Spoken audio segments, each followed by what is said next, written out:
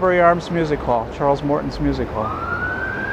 And again, where Michelin, that would be that archway. People would go on underneath the railroad bridge, and then the music hall itself would have been on the other side of the tracks there. It was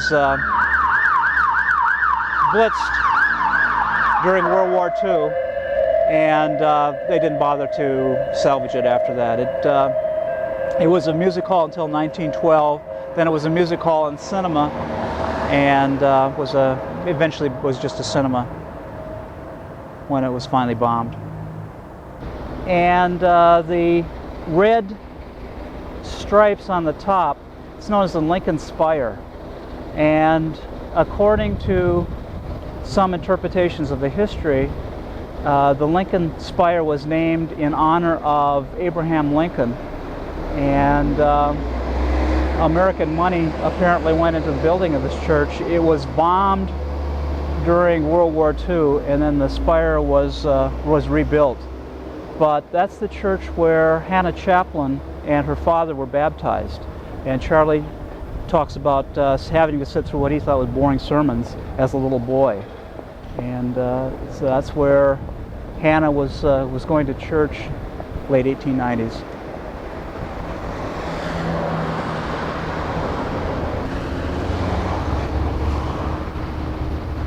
Lambeth North Station. This is where Charlie would walk Hetty Kelly. Unfortunate trend. These pubs that have had their names forever are suddenly being changed and given different names. So this was known as the Three Stags until relatively recently.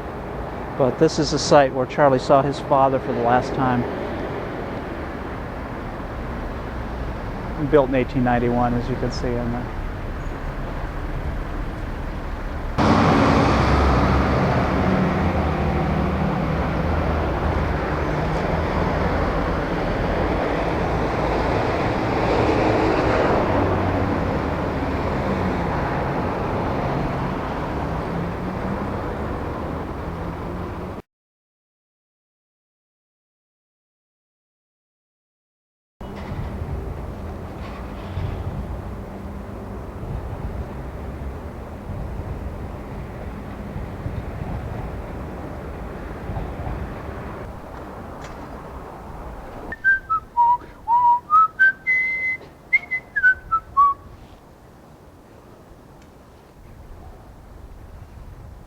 And Tony's grandfather, Benjamin Stroud, lived to the right.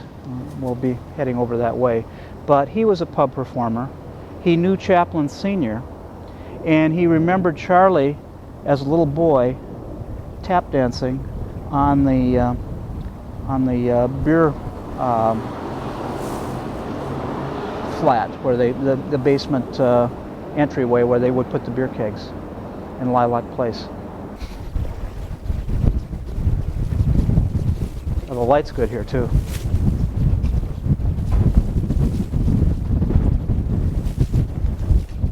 Did they get the original doors, or? Well, the wood's been replaced, but the metal very likely could be the original. When he was a child, dancing on the doors, and then the fact that this is the entrance for the cellar where they would take the beer kegs would allow a certain resonance that is different from the cobblestones. And Charlie's uncle, the uncle that he was named for. And so that day that he was locked out of the house, Kennington Road, he went to the Queen's Head to see if his father was there. And we're standing right at the end of Lambeth Walk on Black Prince Road. That definitely is Spencer Chaplin's pub.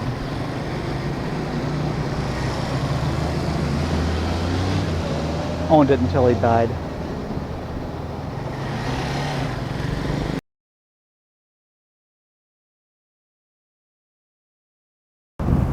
According to David Robinson, It was one of the few times that he thinks Charlie got his addresses wrong, because from the documents that he found, Charles Sr. lived at 289 rather than 287.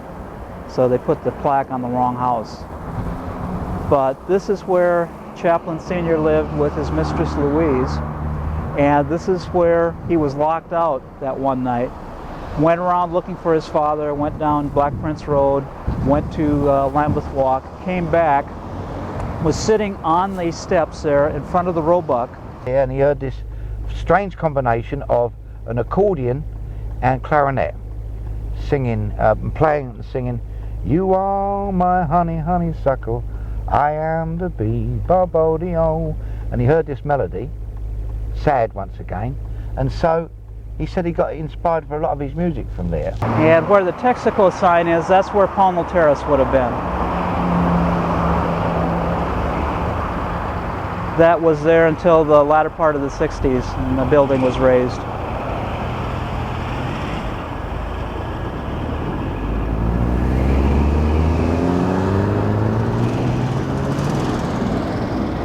And that was the home of William Jackson of the 8 Lancashire Lads. So when Charles Sr.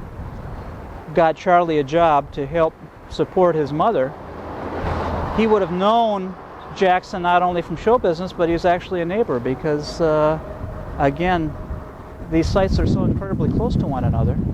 You have 287 or 289 Kennington, where Chaplin Sr. was living, and then across the street is Pownell Terrace. So Charlie would have been living with the Jacksons while his mother was just literally living across the street. And I'm quite sure that Pownell Terrace would have been parallel to that angled wall there. All the rest of the buildings, that's all new. It's all built within the last 30 years. And not built well, needless to say. Tony thinks that that might be where the McCarthys lived. And Charlie would go and visit the McCarthy family around dinner time so that he could get a meal, play with the McCarthy children. And that would have been a nice building at that particular time, turn of the century.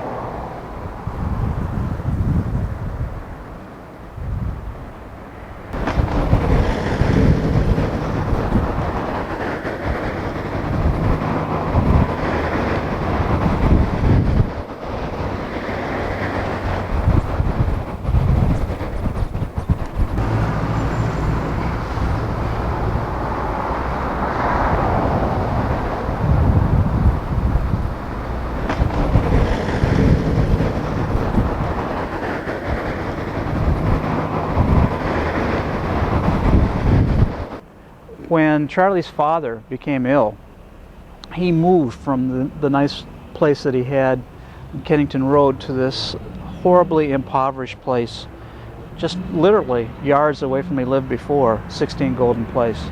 And again, an indication of that mixture of the comfortable and the incredibly poor, just door to door. And Zoe Brooks, who was the head of the Vauxhall Heritage Society, said it's one thing to see people doing better, but it's another thing to smell their breakfast in the morning and not have anything to eat yourself. Literally, you could do that. That's just, again, yards away from where he lived. There was a crippled man that had I believe it was the Roebuck, and people would drive around and get a paper, and he had a hard time walking. So what he would do is he would get up, he would grab a post and spin around. And Tony thinks that maybe that spinning motion that Charlie used was based on that gentleman that sold papers over there by the Roebuck.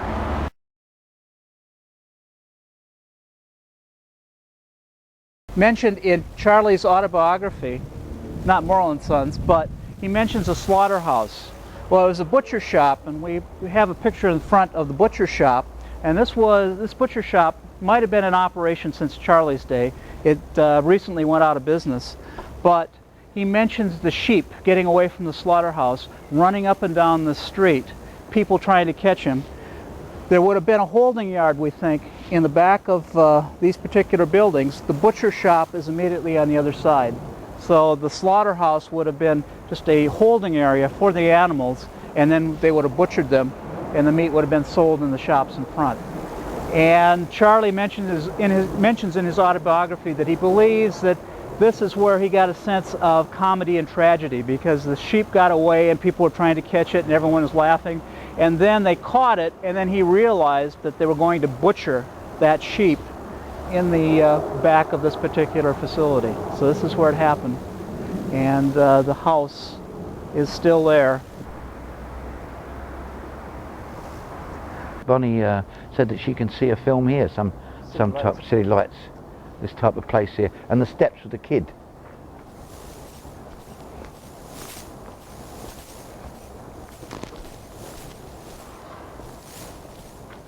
See, imagine this is the pickle factory here, and cauldrons of pickled onions being cooked in malt vinegar, and with very little ventilation, so you can imagine the stench. And what with the cattle to the butchers and the horses and every house with a chimney, the smoke. You know, you could hardly, sometimes you couldn't hardly see the curb for shit and dirt, you know. This is Mr. Chaplin as a child who sat on these steps. And what the kids did, you see, they had these baubles on here, like this, what they used for the doorsteps, you see. So what they did, they get a window weight, you know, the counterweights, and they whack that off there, and take that off, take it away. Then they used to stand up on there, get right up on there. And here was an older lamppost, but more ornate. And that's where the girls used to swing round on the rope. The kids, we got photos of it, where the kids would swing round on the rope. And so they used to take the rope and stand on top there. Imagine the little kids, and take the rope tied to the lamppost and do their Tarzan bit, round and round that lamppost. And this is where they played cannon and cricket and stuff here. You know what this is here, do you? This was where the wagon would pull up and unload the coal, you see?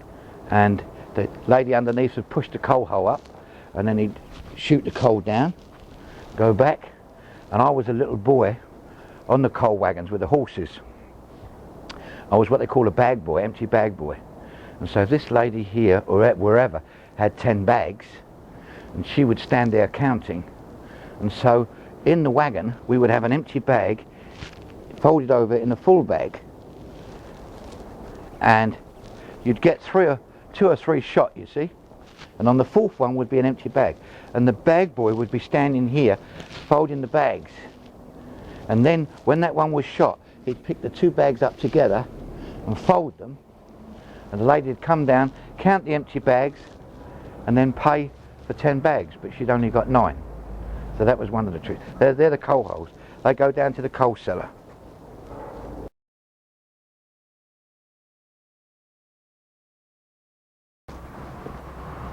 That's the Imperial War Museum there.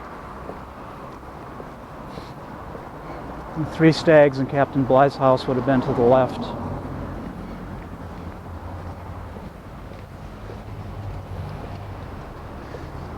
This is the old firehouse station to the right, and that's where Ronald Grant's movie museum was located before they moved to the Lambeth workhouse. Last summer, Ronald hosted a special 100th anniversary observance on the day that Charlie, Hannah, and Sidney went to the workhouse. Hannah had been to the workhouse before that, but that was the first time that Charlie had ever been in that particular institution.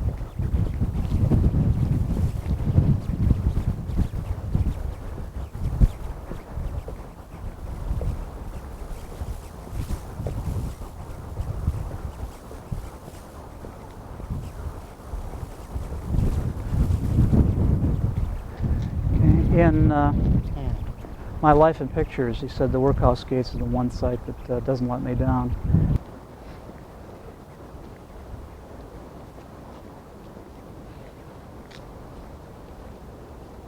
But you can still see barbed wire that was hung there. The grime from all the smoke. They haven't bothered to sandblast that particular brick. When I first came here in '87, all of these buildings were just coated with black grime, and there was a lot more buildings in the background in part of the facility. It was a hospital and remained a hospital for many years, and I believe that it looks like the hospital's been abandoned now, but in '87 part of it was still being used as a hospital.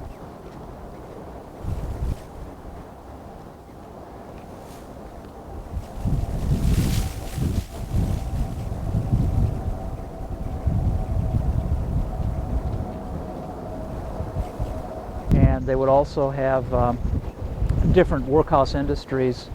One thing that they used to call the workhouse was the spike, and the spike referred to this metal spike that they used. They would take old rope and they would put it on the spike, and then they would separate the oakum, and then that would be made into new material, and incredibly hard on the hands. So they would tear apart this rope that was tightly bound together with tar. A lot of it would be used in ships, and they would separate that. Men would break stones, and they would get less than the minimum wage if they could get a job outside. They would check themselves in. They would be locked up here at night, and then when they let themselves out would be dependent on whether or not they thought they could get jobs or find some place to live. And there was a real stigma connected with the workhouse, but at the same time, for a lot of people there was an inevitability. Older people, when they could no longer work, a lot of times would end up. And one of the cruelties of the workhouse was that married couples who had been together for decades would be separated, and the men would be sent to the men's section and the women's to the women's section. No people, this is to help the aged now, but all the big, terrible big blocks were here with these thousands of poor people in, and the chaplains included. Let's see if we can wake Ronnie up.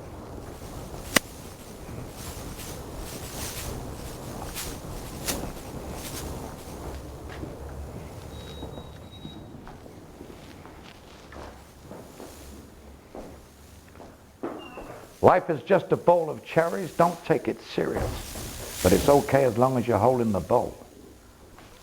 Is Ronnie about, please? No. Is one of his able assistants about? No. Martin about? He'll do fine. Tony Merrick, Chaplin guide. A couple of friends from America here. Like to see the little exhibition if we can. Thank you.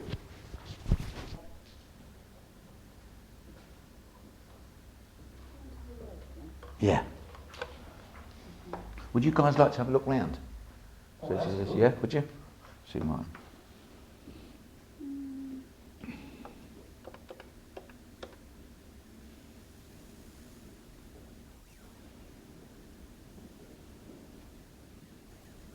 Oh, hi Chris. Is Martin back there now?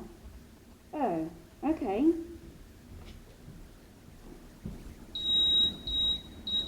Can you ask him if he'd have... Finding it hard, but he's running a little theatre down in near the old Vic, in the end of the cut near the ring. He's got a little tiny little theatre. Yeah, only a young kid. Oh, wow. But he said, I'd love to meet Frank. I said, well, possibly you will do. Try and be here today. I think he was going to come to the stables, so it'd be a little bit of a mix-up there. But nevertheless, man, isn't he? I'd like to know a bit more about him, Frank. W.C. Fields? Yeah. Did you ever hear that story with the? Did you hear that story with the children and the dogs? Did you know? It's a bit bawdy. I don't know. I don't know. Do you want that on camera? Do you want the W? Do you want it? Okay. Well, WC hated, as you all know, children and dogs, and he had a little nephew who was taken out in Central Park in between his films, and he had this little fella, and he really didn't want to take this little guy, but he took him out, and just in front of him on the path in the park, a appeared a little bitch dog, and a little boy dog come along, and he smelt this little bitch dog, and he jumped on board, and he started to bunk the little lady dog, and WC went, "Come, my dear boy." So he went, no. He said, what are those dogs doing? He said, "Will you come along?" He said, "No, I want to know what the dogs are doing." He said, "My dear boy, the dog on top, the dog underneath, has offered the dog on top a lift, which only goes to prove you do somebody a favor, you get fucked."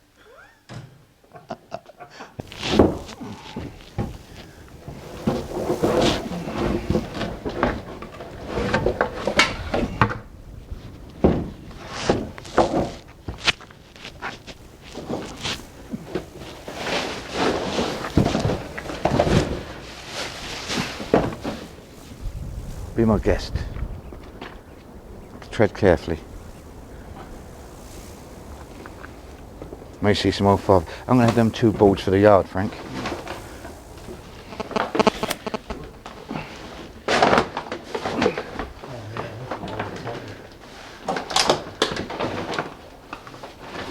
Go on in a bit, Joe. See, let's see. Don't go down no holes. Joe. This may be a delousing room. See where they put the clothes over there, you see? See that bracket there, look? That's where they've hung their clothes. And this is where, it reminds you of like you go cold, it reminds you of a prison camp, doesn't it? You know, Auschwitz or somewhere like that, and yet it was in just the turn of the century here. Uncanny. Still alive, but, yeah, to remember it, yeah. Go in there and be deloused. Jesus Christ. Oh, will you look at the well, look. And the steps worn from years and years of treading.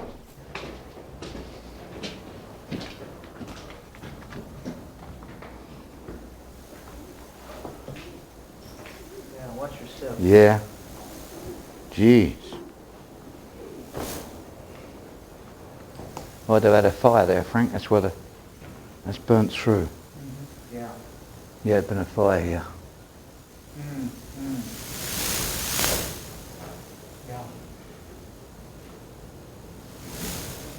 Yeah, this is another fumigating room.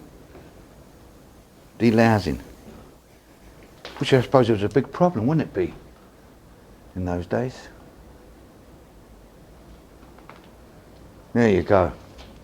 They'll pull this down as they do everything else, instead of renovating and making a good, nice museum of it. And what was this? Look at that, it's a vent. Look at that. That's a flue vent. Of course, when they deloused them, right, flow of air. Close, open. Unbelievable.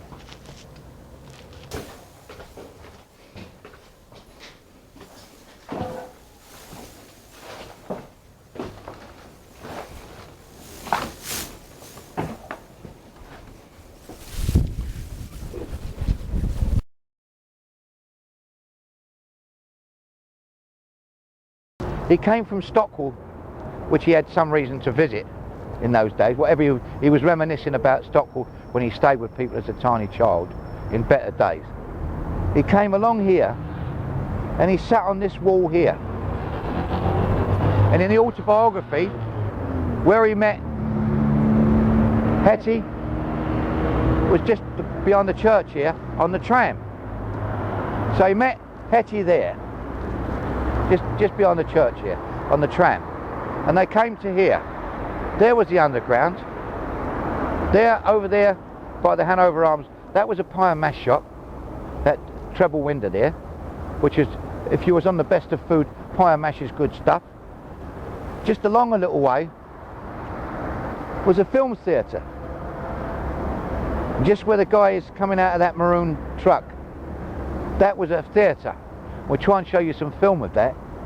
And I believe he took Hetty to that little film theatre and they had tea further along. High tea off of silverware and doilies, paper doilies, in a little tea room there. And that's, I believe he practiced his posh accent in there. And in there, believe it or not, as always, was a pair of palm trees. So you go up 3 steps to the tea area, and the little waitresses would fuss around you. So Chaplin, coming from the poor district behind us, were coming into this area here. So I believe this area had quite a lot for Charlie Chaplin in his courting days. And my old grandfather said that apparently this Hetty he got hold of, they used to say you got hold of a fair old bird, nice bird. She was some sort of nice looking lady, you know. I think there's one photo of her, one or two, well, possibly one photo. Yeah. A bit of a, as they always used to say, a bit of a salt. She had arthritis.